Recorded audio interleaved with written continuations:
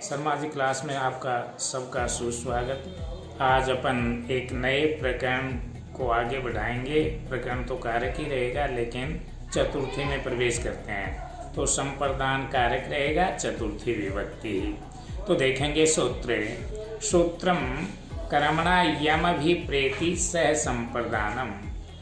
ध्यान देंगे, दान के कर्म से कर्ता जिसको संतुष्ट करने की इच्छा करता है उसी को संप्रदान कहते हैं। और संप्रदान कारक में चतुर्थी विभक्ति होती है, तो चतुर्थी संप्रदाने च चतुर्थी विभक्ति ही भवति। संप्रदान में चतुर्थी विभक्ति होती है।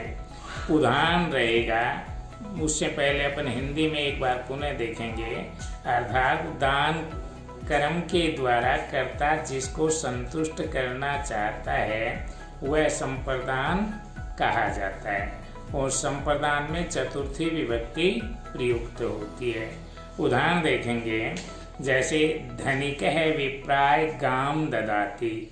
ध्यान देंगे, धनिक जो है वो विप्र को, ब्राह्मण को गाय देता है।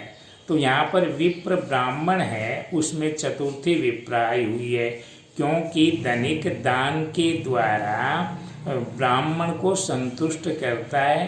अर्थात जिसको दिया जाता है, जिसको संतुष्ट किया जाता है, उसमें चतुर्थी विभक्ति करेंगे। तो यहाँ पर विप्राय में चतुर्थी विभक्ति होती है। अगला उदाहरण है, नृपय निर्धनाय धनम यच्छति। राजा है वो निर्धन को धन देता है। तो यहाँ धन किसको देता है? निर्धन को। तो गरीब या निर्धन शब्द में चतुर्थी निर्धनाय के रूप में प्रयुक्त होगी। अगला उदाहरण रहेगा, बालके स्वयं मित्राय पुस्तकम ददाति। बालके स्वयं मित्राय अपने मित्र को पुस्तकम ददाति। तो बालक अपने मित्र को पुस्तक देता है। तो यहाँ पर देने के योग में क्या है? चतुर्थी विभक्ति होगी। बालक अपने मित्र को पुस्तक देता है तो स्वयं मित्राय चतुर्थी। ध्यान देंगे, उससे पहले अपन ये समझें, सह धर्माय युध्यते। सह धर्माय धर्म के लिए, तो धर्म शब्द में चतुर्थी युध्यते, वह धर्म के लिए युद्ध करता है। युधिष्ठिर है, धर्माय युध्यते, युधिष्ठिर धर्म के लिए युद्ध करता है। अर्जुन अपि धर्माय युध्यते, अर्जुन भी धर्म के लिए युद्ध करता है। अब अपन देखेंगे ध्यान से, यहाँ पर क्या है? दान देने के लिए ही चतुर्थी का प्रयुक्त होना अभीष्ट रहता है।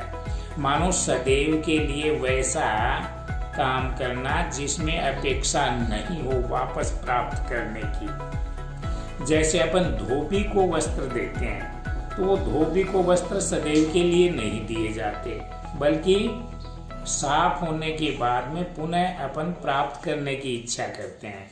तो वैसे देने में चतुर्थी नहीं करेंगे, बल्कि द्वितीय विभक्ति होगी, और वह होगा सह रज्जकम वस्त्रम ददाति।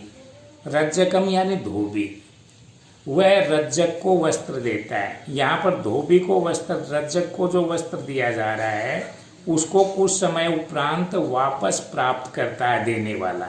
तो जब दान नहीं हो, वापस प्राप्त करने की इच्छा हो, उसमें चतुर्थी न करके द्वितीय विभक्ति करेंगे। अगला सूत्र रहेगा, रुच्यार्थानाम प्रियमाण। तो रुचि अर्थ की धातु हैं, उनमें भी क्या हो? चतुर्थी विभक्ति हो। तो सूत्र की व्याख्या संस्कृत के दृष्टि से देखेंगे, रुचि अर्थानाम धातूनाम प्रयोग यह प्रियमाण भवति तस्य संप्रदान संज्ञा भवति। संप्रदाने चतुर्थी विभक्ति ही भवति। यहाँ पर ये कह रहा है कि रुचि अर्थ की धातुओं का अर्थ देने वाली जितनी भी धातुएं हैं, उनके प्रयोग में जिससे जिसको दे करके प्रसन्न किया जाता है, प्रियमान प्रसन्न किया जाता है, और वो प्रसन्न होता, उसकी संप्रदान संज्ञा यानी उसी में चतुर्थी विभक्ति होती है। और संप्रदान संज्ञा का भाव है चतुर्थी विभक्ति। तो देखेंगे रुच्यर्थक यानी रुचि अर्थ देने वाली जितनी भी धातु हैं उनके प्रयोग में प्रियमान की यानी जिसको दिया जा रहा है जो प्राप्त करता है उसमें संप्रदान संज्ञा होने से चतुर्थी विभक्ति होती है। जैसे हरय रोचते भक्ति, यहाँ पर हरि को अच्छा लगता है, क्या भक्ति अच्छी लगती है, तो हरि में चतुर्थी हरय रोचते भक्ति। यहाँ पर क्रिया मध्यम में है और अंत में प्रियमान है, तो हरि किसको भक्ति अच्छी लगती है, हरि को। तो यहाँ पर हरि में रोचते क्रिया जो है वो मध्य में है, लेकिन संस्कृत की अपनी विशेषता है तो उसमें भी वैसा ही अर्थ होगा, हरि को भक्ति अच्छी लगती है। इसी क्रम में भक्ताय रामायणम रोचते, यहाँ पर क्या करेंगे, भक्त को रामायण अच्छी लगती है।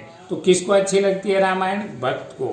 भक्त के लिए जो है वो चतुर्थी भक्ताय चतुर्थी हुई।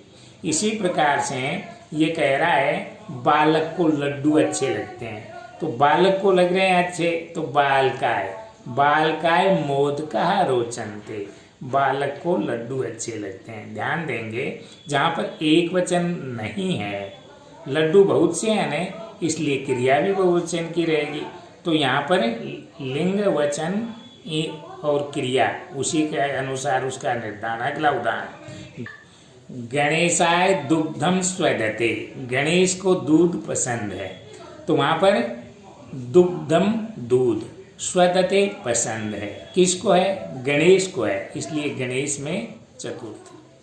सूत्र रहेगा अगला, क्रुद्ध द्रुहे असूयार्थानाम।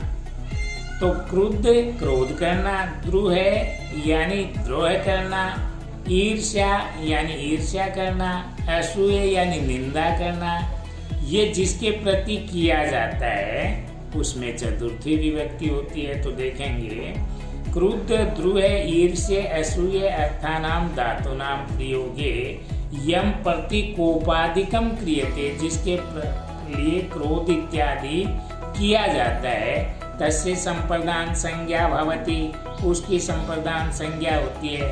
और संप्रदाने चतुर्थी विभक्ति ही भवति, संप्रदान में चतुर्थी विभक्ति होती है। तो हिंदी के दृष्टिकोण से पुनः देखेंगे, क्रोध क्रोध करना, द्रुह द्रोह करना, ईर्ष्या यानी ईर्ष्या करना, असूय यानी निंदा करना, ऐसे अर्थ वाली धातुओं के योग में क्या होता है, जिसके ऊपर ऐसा किया जा रहा है क्रोध आदि, उसमें संप्रदान संज्ञा होने से चतुर्थी विभक्ति होती है। उदाहरण देखेंगे, जैसे क्रोध अर्थ रहेगा क्रोध करना, उदाहरण रहेगा पिता पुत्राय क्रोधयति। तो यहाँ पर पिता पुत्र पर क्रोध कर रहा है, क्रोध किस पर हो रहा है, पुत्र पर, तो पुत्राय में चतुर्थी विभक्ति हुई, पिता पुत्र पर क्रोध करता है। इसी प्रकार से द्रुह है यानी द्रोह करना, वैचारिक साम्यता नहीं रखना, वैसा भाव।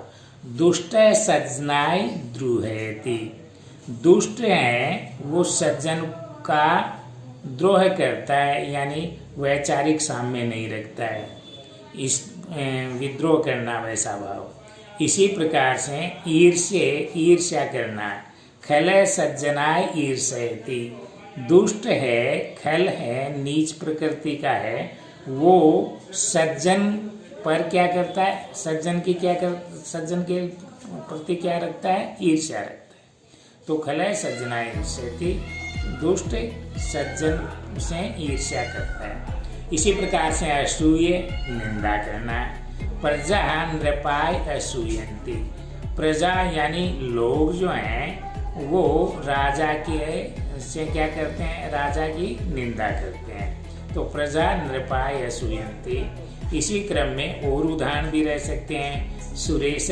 महेशाय असूयति, सुरेश जो है वो महेश की निंदा करता है। ईर्ष्य का उदाहरण देखें, दुर्जन है सज्जनाय ईर्ष्यति, दुर्जन सज्जन की से ईर्ष्या करता है। इसी प्रकार से द्रोह यानी विद्रोह करना। किंकर है नृपाय द्रुहेति, किंकर जो है वो नृप से द्रोह करता है। क्रुद्ध गुरु शिष्याय क्रुद्धयति, गुरु शिष्य पर क्रोध करता है। इसी प्रकार के अनेक उदाहरण हो सकते हैं। मैं समझता हूँ ये उदाहरण ध्यान से देखेंगे तो आपको समझ में आएगा, उत्साह बढ़ेगा। उत्साह से शेयर भी कीजिए, सब्सक्राइब भी कीजिए, लाइक भी कीजिए और पुनः पुनः देख करके संस्कृत में अपने आप को प्रवीणता में ढालते जाइए।